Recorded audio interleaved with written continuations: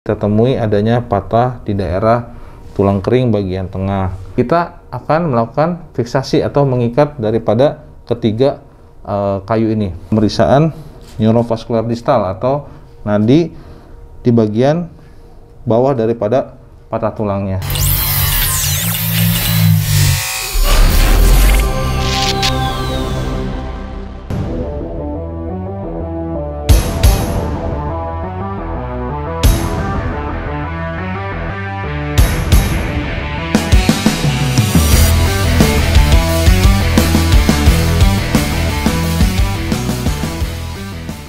Halo Sobat Sportsoul di segala penjuru dunia, kembali lagi bersama saya di channel YouTube Dr. Evan Spesialis Cedera Olahraga. Kali ini saya akan membuat bagaimana cara pemasangan bidai pada cedera patah tulang.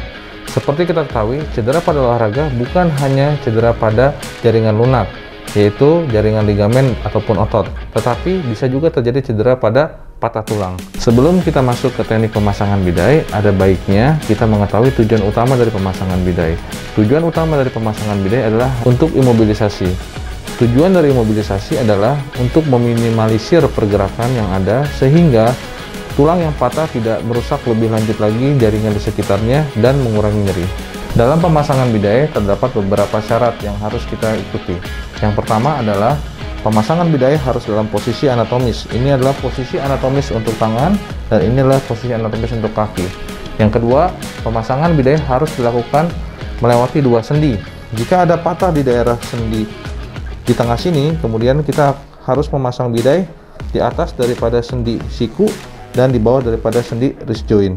Prinsip yang ketiga dalam pemasangan bidai adalah do no harm. Jadi tidak boleh membuat pasien menjadi lebih nyeri atau cedera lebih lanjut. Syarat yang keempat yang tidak kalah penting adalah sebelum pemasangan bidai dan sesudah pemasangan bidai harus dilakukan cek untuk NVD-nya atau neurovaskular distal atau yang kita sebut adalah pembuluh nadi di bawah daripada tulang yang patah ataupun pembuluh saraf di bawah tulang yang patah. Oke, pada pasien ini kita temui adanya patah di daerah tulang kering bagian tengah. Maka yang harus kita lakukan pertama kali adalah memeriksa neurovaskular distal atau nadi ataupun pembuluh darah yang ada di bawah daripada frakturnya. Kemudian kita raba dengan 3 jari.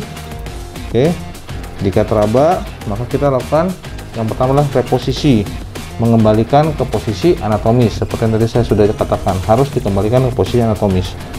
Nah, setelah mengembalikan posisi anatomis sambil memegang 3 jari di daerah nadi pada kaki, kemudian kita menyiapkan spalak yang ada. Spalaknya biasanya kita menggunakan alat apapun yang keras. Kalau kita ada di jalanan, misalnya menemukan kayu atau apapun, boleh kita melakukan alat apapun yang keras. Oke, kemudian kita pasang di bawahnya dan harus melewati dua sendi, yaitu sendi lutut dan sendi ankle. Oke, kemudian kita pasang lagi di daerah samping dan di daerah dalam, bagian dalam. Sebelum kita mengikat, jangan lupa ada yang namanya pemberian padding atau pengganjal bagi tempat-tempat yang menonjol. Bisa di bagian sini, kemudian di bagian sini. Pada area-area tonjolan kita harus ditahan. Oke, kemudian step berikutnya adalah kita akan melakukan fiksasi atau mengikat daripada ketiga kayu ini. Kita dapat menggunakan pengikatan menggunakan kasak, atau kita dapat menggunakan kain atau apapun, atau kita menggunakan elastic bandage. Oke, sekarang kita mulai mengikat. Oke, berikut adalah saya akan memberikan contoh bagaimana cara memfiksasi bidai tersebut. Jadi dalam prinsipnya ketika kita memfiksasi tidak boleh terlalu kuat ataupun tidak boleh terlalu lemah. Kita harus gentle. Oke, kita lakukan fiksasi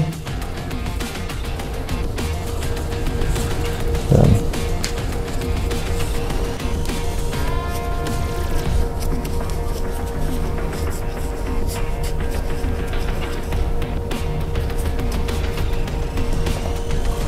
oke. Setelah melakukan fiksasi, maka yang terakhir yang harus kita lakukan adalah pemeriksaan neurovaskular distal atau nadi di bagian bawah daripada patah tulangnya. Kita raba. Ketika kita dapat meraba, berarti posisinya sudah baik. Tapi ketika tidak dapat kita raba, maka kita harus buka kembali dan kita rubah kembali. Demikianlah video ini saya buat untuk memberikan edukasi bagaimana tata laksana awal pada patah tulang. Jika kalian merasa video ini menarik dan bermanfaat, tonton terus video saya yang berikutnya. Jangan lupa klik tombol subscribe dan like di bawah ini.